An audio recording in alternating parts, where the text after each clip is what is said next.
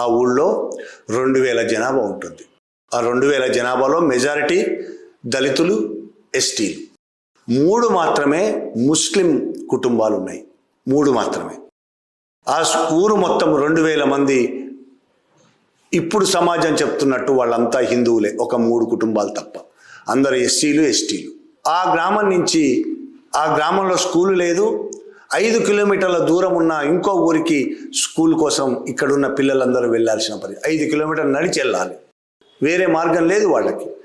నడిచి వెళ్ళి వేరే స్కూల్లో చదవాల్సిన పరిస్థితి. అక్కడి స్కూల్లో కూడా సరైన బెంచీలు లేవు, డెస్కులు లేవు, టాయిలెట్లు లేవు. అమ్మాయిలు పొద్దున్న నుంచి సాయంత్రం వరకు స్కూల్లో టాయిలెట్లు కూడా లేకుండా ఉండే పరిస్థితి ఎంత దారుణంగా ఉంటుందో ఆలోచించండి. అలాంటి పరిస్థితుల్లో ఈ దాబా అనే గ్రామానికి చెందిన అబ్దుల్ నయీం అనే ఒక వ్యక్తి తను అప్పటి వరకు కూడబెట్టుకున్న డబ్బులన్నింటినీ, ఆయన వ్యవసాయం చేసి కూడబెట్టుకున్న డబ్బులు అప్పు చేసి 20 లక్షల డబ్బులతో ఒక బిల్డింగ్ కట్టించాడు, స్కూల్ బిల్డింగ్.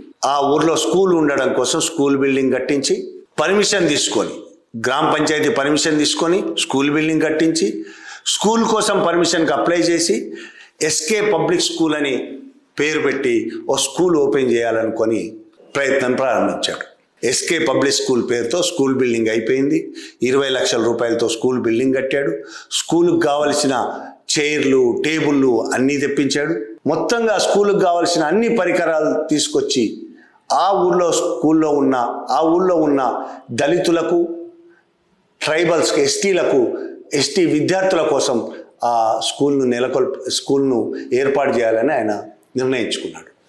దానికోసం ఆయన జీవితాంతం కష్టపడి సంపాదించిన డబ్బులు, ఇంకా మిగతా డబ్బులు అప్పు చేసి 20 లక్షలతో ఆ స్కూలు కట్టాడు. గ్రామ పంచాయతీ తన సొంత స్థలంలోనే ఆ బిల్డింగ్ కట్టాడు. గ్రామ పంచాయతీ అనుమతి తీసుకున్నాడు. విద్యాశాఖకు స్కూలు అనుమతి కోసం అప్లై చేసుకున్నాడు.